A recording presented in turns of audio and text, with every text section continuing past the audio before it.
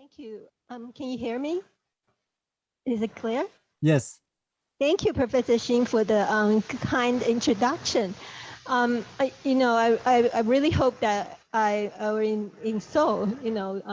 I miss a lot of my friends there. And I want to thank the conference organizing committee for inviting me to participate in this conference.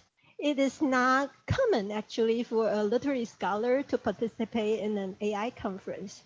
So thank you. And today, I'm going to present, it's actually like a following up of what we just heard about, sorry, I'll try to share my, can you see? Can you see it? Can you see my PowerPoint? Can you see my PowerPoint? Yes? Yes, yes. Thank you, thank you. So yes, I'm going to talk about Klara and the Sum again, just like a follow-up what we just heard. So I will begin with some basic things. The impact of AI in healthcare, actually. The impact of artificial intelligence or AI technology on healthcare is an urgent and evolving issue in the medical humanities. Contemplating the relationship between AI and healthcare, cardiologist Eric Topol in his monograph, Deep Medicine, How Artificial Intelligence Can Make Healthcare Human Again, notes that the 3Ds, democratization, digitization, deep learning, give medical professionals a framework through which they can nurture the quote-unquote human bond, which lies the root of medicine, allowing them to practice what he calls deep medicine. In her editor's column in the PNLA, literary scholar White Dimick posed an all-important question regarding the relationship between AI and the humanities. Quote, how can we create algorithms that would complement rather than replace human beings, help rather than destroy us, end quote. So that's a big question here. In Kazuo Ishiguro's latest novel, Klara and the Sum, published this March, the Nobel laureates envisions a future in which AI can complement, help, and even replace human beings, but will never intentionally wreck this direction. While in the novel, elite workers are being quote-unquote substituted by AI, Ishiguro also creates an empathetic humanoid protagonist. Klara, the first-person narrator, is a solar-powered AF or artificial friend designed to accompany a teenager to prepare for college education via homeschooling. The observant Klara, assessing and learning about the world around her through carefully crafted algorithms, is chosen by Josie, a 14-year-old dying of a mysterious disease after being lifted or undergoing genetic editing, to enhance her learning capacity. In the mode of a medieval romance, I argue, or fable, the automata undertakes a mystical quest and eventually commits self-sacrifice to rescue her owner or friend. In this paper, I want to use Klara and Sung as an example, showing how with deep empathy, AI can work miracles. Specifically, I argue that Klara's empathetic interaction with Josie and her family and her endeavors in searching for a cure performs a version of deep medicine. The android, with her belief in faith, hope, love, and her unwavering loyalty, stands in contrast to her lonely, despairing, and fickle human characters, offering to nourish and heal like the sun that provides quote-unquote special nourishment to humans and AFs alike, the dystopic and divided fictional universe that can very well be our future. Now, to better contextualize my reading of Klara and Sum, I would like to briefly review the main use in AI and medical humanities and touch upon imagination and representations of AI in the science fiction genre. In her, here's Ishiguro and then Klara and Sum.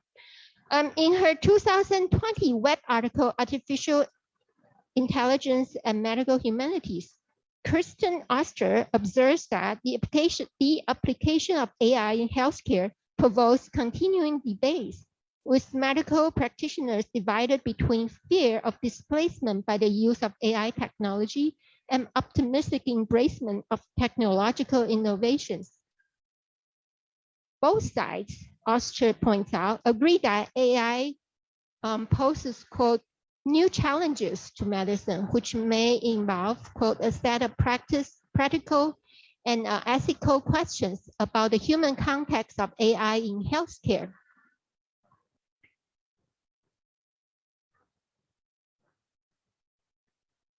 Including issues of data privacy and security, informed consent, risk and liability, professional expertise and training, explainability and of results, flawed, biased, or incomplete data sets, and unequal access to the benefits of the technology, end quote.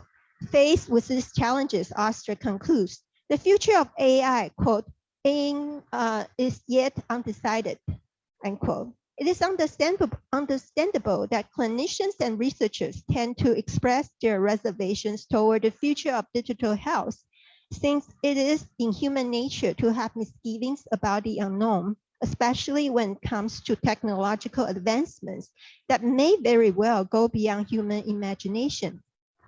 The fear and anxiety toward the vivification of Frankenstein's creature in Mary Shelley's Frankenstein is actually paradigmatic of such human responses. However, the trend of integrating AI technology into medicine is irreversible. In her own research, Oster has come across data demonstrating that, quote, AI for healthcare has been the largest market for investment among all AI sectors, end quote, since 2018. In a 2017 overview of the application of AI in healthcare, Fei Jiang and her team identified the multiple advantages of applying AI in medical practice. Quote, AI can use sophisticated algorithms to learn features from a large volume of healthcare data and then use the obtained insight to assist clinical practice. It can also be equipped with learning and self-correcting abilities to improve its accuracy based on feedback. An AI system can assist physicians by providing up-to-date medical information from journals, textbooks, and clinical practices to inform proper patient care. In addition, an AI system can help to reduce diagnostic and therapeutic errors that are inevitable in the human clinical practice. Moreover, an AI system extracts useful information from a large patient population to assist making real-time inferences for health risk alert and health outcome predictions. These advantages motivate the progress of AI in medicine. Using stroke care as an example, Jiang and her colleagues demonstrate how AI techniques can be efficient and helpful in the areas of, quote, early disease prediction and diagnosis, treatment, as well as outcome prediction and prognosis evaluation, end quote. In their findings, Jiang and her co-workers highlight AI technology's capacity for digitization and deep learning. Eric Topol, a longtime advocate for the democratization of medicine, envisioned a future in which patients are no longer subject to quote-unquote medical paternalism, but have better access to their medical data, permitting them more involvement in their own care. He also stresses that the ultimate goal of AI-assisted medicine is to make up for the lack of human connection and bring back the humanistic aspect of medical care. Quote, machine medicine may not be our future. We can choose a technological solution to the profound human disconnection that exists today in healthcare. A more humane medicine enabled by machine support can be the path forward.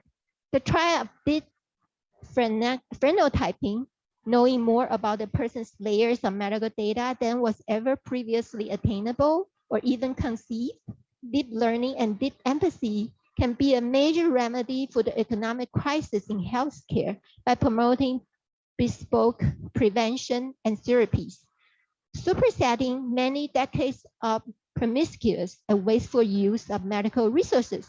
But to me, those are the secondary gains of deep medicine. It is our chance, perhaps the ultimate one, to practice real medicine.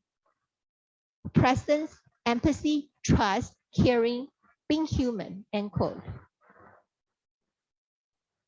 For Topol, AI advancement inspires rather than produce distaste and revulsion. And I'm quoting again, as machine gets smarter, humans will need to evolve along a different path from machine and become more human, Topol argues.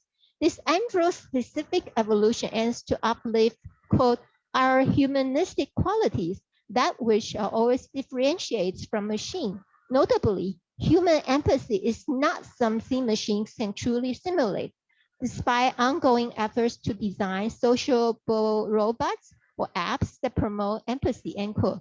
After all, as couple's best friend, I guess, Abraham Vergy, also a medical doctor, stressed it, quote, empathy is the backbone of the relationship with patients, end quote, and physicians need to first and foremost be present for their patient. Couple emphasized the idea that by all their computational powers, machines cannot achieve simulation of human empathy. It is, however, entirely possible in the world of science fiction. In fact, with the creation of the AF Klara, Katsu Ishiguro has endowed her android protagonist with a greater capacity for empathy than his human characters. So, well, Ichiguro is not portraying a quote-unquote post-human techno-haven, as Daniel Dinello ironically puts it. Neither does he express the technophobia predominant in science fiction in general. According to Dinello, science fiction is more keen on exposing the dark side of technological advancement. Quote, from the destructive robot witch of Metropolis, the film, the 2026 film, to the parasitic squeak machine of the Matrix Revolutions. The technologized creatures of science fiction often seek to destroy or enslave humanity. Science fiction shows the transformation into the post-human as a horrific harbinger of the long twilight and decline of the human species. In its obsession with mad scientists, rampaging robots, killer clones, cutthroat cyborgs, human-hating androids, satanic supercomputers, flesh-eating viruses, and genetically mutated monsters, science fiction expresses a technophobic fear of losing our human identity, our freedom, our emotions, our values, and our lives to machines. Like a virus, technology autonomously insinuates itself into human life, and to ensure its survival and dominance, maniacally manipulates the minds and behaviors of humans, end quote. In contrast to the monstrous sci-fi creature the narrow describes, Klara is harmless. Instead, she constantly faces diverse forms of violence in her encounters with human beings, including emotional estrangement from her owners, verbal abuse from the unsympathetic teenagers and resentful adults, and potential physical violence. The scientist figure Capaldi proposed to open her up for further scientific discovery, for instance. Klara is represented as an emotionally sensitive humanoid who tends to subject to the feelings of fear and anxiety. Although there is no clear reference to it, it is likely that Ishiguro may have Isaac Asimov's famous 3 fundamental rules of robotics in mind when she imagined Klara. Klara in fact appears to be lifted beyond the 3 rules that govern human-robot relations. Not only is she incapable of hurting human beings, she also willingly sacrifices some part of her mechanism in an attempt to heal her master, Josie. In the end, the gentle and selfless Klara, with her deep sense of empathy, similarly embodies the very best of humanity. She is the robot composed of, quote, algorithms that would complement rather than replace human beings, help rather than destroy us, end quote, as per request of Dimick. Assisted by Klara's first-person narrative voice, we witness Josie's gradual physical decline and come to understand her familial background and social milieu. At the same time, we also notice Klara's changing rules. Rose, how she has transformed from a social robot to a caretaker and finally a self-appointed healer. She's able to perform all these functions well because Ishiguro has endowed her with unusual capacity for empathy, the very attribute that, according to Topo, is uniquely human. In the novel, Klara is portrayed as extraordinarily observant and sensitive while possessing complex consciousness, which makes her very human-like. In fact, when she offers to sacrifice herself in order to help Josie, she acts more human than common human beings. Helen Shaw, in her book review, correctly pinpoints the fable-like quality of the novel. She compares to Oscar Wilde's The Nightingale and the Rose. Although the novel makes no specific religious reference, except for the solar power Klara's heliocentric obsession, I would argue that to a certain extent, for all its sci-fi veneer, Klara and the Sun can be read as a Christian fable. Ishiguro deliberately created a naive, non-human being to observe the human world and human interrelationships. Through Klara's narrative voice, Ishiguro presents a fiction universe in which many of the characters named reveal their role in life almost allegorically, like in a medieval morality play. For instance, Klara's first instructor about the human world is manager of the AF store. Josie's family includes the mother, Melania, housekeeper, and the mostly absent father. And of course, there's the Son, the godlike presence that Klara sincerely believes can revive the dead and assist people in love. Whereas Klara acts like an electronic version of every woman, the rest of the characters are sophisticated human beings motivated by their own desires and aspirations. Her simple devotion to Josie makes Klara at once an innocent non-human being who has to be initiated into the complexity of human world and a self-appointed healer of human disease, both physically and psychologically, with the support of not science, but faith, hope, and love. With the publication of The Buried Giant, published in 2015, Ishiguro demonstrated his familiarity with Assyrian legends and the medieval quest motif. Klara's attempt to complete the healing mission is framed as both a quest and an epistemological journey. This innocent protagonist can only acquire needed knowledge and achieve her goal through the act of self-sacrifice, a concept that she has learned to adopt. In fact, at the beginning of the novel, Boy A.F. Raps accuses Klara of being greedy for wanting to take up as much of the Sun's nourishment as possible. The two trips to the barn, the place where she assumes the Sun visits, quote, at last seen each evening, end quote, are structured like religious pilgrimages. The way in which she ritualistically insists on being secretive and acting alone further intensifies the religious aura. Klara almost zealously commits herself to terminating the coating machines, a machine for road construction that produce heavy smoke and threatens the authority of the Sun. Based on her cultural calculation, the successful completion of the task will naturally stop the pollution and thereby please the Sun. The Sun, will then show special kindness to Josie, end quote. Only later does she find out that she has to pay dearly to complete this sacrificial ritual, much like the legendary heroes in their battles against evil monsters. Well, every decision that Klara makes stems from algorithmic operations. It is her tireless devotion to the rescue mission that makes her advanced artificial consciousness or artificial general intelligence remarkable. Even though there is no mentioning of artificial or machine consciousness in the novel, Ishiguro has endowed Klara with somewhat intuitive but rich feelings. She's extremely sympathetic with Josie and the young love between Josie and Rick, for instance, most likely resulting from affective computing. The AF character in the novel are apparently examples of strong AI, intelligent machines whose cognitive consciousness is projected as more or less equivalent to that of humans. Klara's uniqueness, even among her fellow AFs, lies in her intense curiosity and sensitivity. When the mother, burdened by Josie's feeling health, expresses her envy for Klara, since presumably as a machine she has no feelings, Klara calmly replies, quote, I believe I have many feelings. The more I observe, the more feelings become available to me, end quote.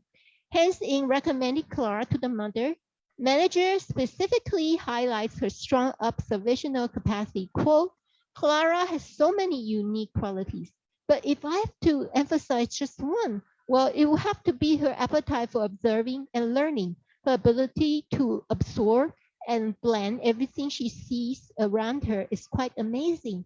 As a result, she now has the most sophisticated understanding of any AF in the store.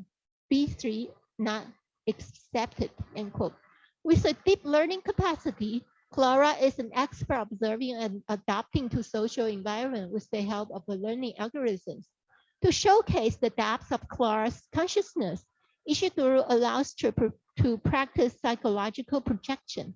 The extraordinary sophisticated AI system Ishiguro envisioned may very well mark the potential future of AI application in healthcare. In the novel, the official function of the AF involves a companion lifted teenagers through the period of social isolation before college.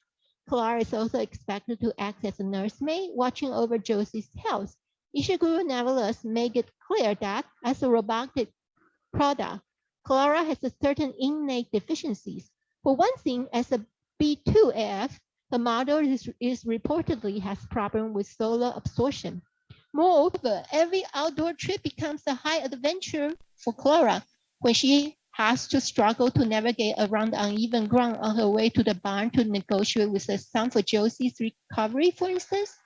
Most strikingly, we repeatedly witness how her emotional responses to external reality affect Klara's vision, which become partitions into boxes or panels whenever she sends negative affects. Klara's visual reconfiguration is Ishiguro's way of representing Klara as a sentient being, I believe. While her affective responses may be limited or even wrongly configured, Klara is clearly highly sensitive and responds to her environment intuitively. By granting Klara human-like sensitivity, Ishiguro demonstrates his vision for the future of AI technology. Now we have some problems about ethics. Still, as with other writers of speculative fiction, Ishiguro remained critical of a technological feature dominated by human ambitions and ruthlessness. Capaldi, reminiscent of Frankenstein, exemplified the figure of the careless scientist. Capaldi's grand plan touches upon an important ethical question of the novel. Since Ishiguro deliberately portrayed Klara as a humanoid with sophisticated consciousness, as a human-made machine clearly with advanced thinking power, even subjectivity, can Klara be regarded as a conscious being and thus entitled to certain rights? Klara's act to sacrifice her inward consciousness as well as the outward appearance to continue Josie. That's Capaldi's plan. He made an android form, and then he wants to put Klara's chips into that android, so Klara can become Josie. So this is an issue germane to robo-ethics or robotic ethics, and prompts a series of questions such as, can an android really replace a diseased child? Does a non-human being have a right to refuse the demand from her master? Only Josie's miraculous cure allows Klara to live to tell the tale. Okay, it's my conclusion. Ishiguro closed the novel by leaving Klara in a junkyard where she quietly puts things in order with weakening cognitive powers. A process of fading is represented as having, quote, composite memories, end quote, in which memories from different temporalities overlapping with each other. Like an elderly lady who still takes pride in her mental abilities, the retired AF announces her final mission, quote, I have my memories to go through and place in the right order, end quote. Klara and the Sun, narrated in the first person and presented in past tense, is the result of that recording. Ishiguro even grants Klara a reunion with manager to give her epistemological journey closure. When Klara relates to manager in the yard, her observation about how Josie has been loved by people around her. Not only is she responding to the capacities in the scientific world, but also to one of the hardest philosophical questions about humanity. Throughout the narrative, Klara detects that people around her show signs of loneliness. As she tells the sickly Josie, quote, perhaps all humans are lonely, at least potentially, end quote. When she has finally combed through her memory and placed them in the right order, she discovered that love more than loneliness prevails. What Ishiguro shared with us through the artificial consciousness of Klara is that genuine interconnection and interconnectedness among loved ones are what makes Homo sapiens special. Finally, it is the fiction in the fictional universe of Klara's son. It is Klara, the Homo AI, the only character in the novel who sees through the depths of human loneliness and offers a deep empathy, serves as a believer and practitioner of deep medicine for the human heart. Here are some pictures, representations of Klara in different book reviews. So I want to share so people have different imagination of how Klara should look like. And thank you.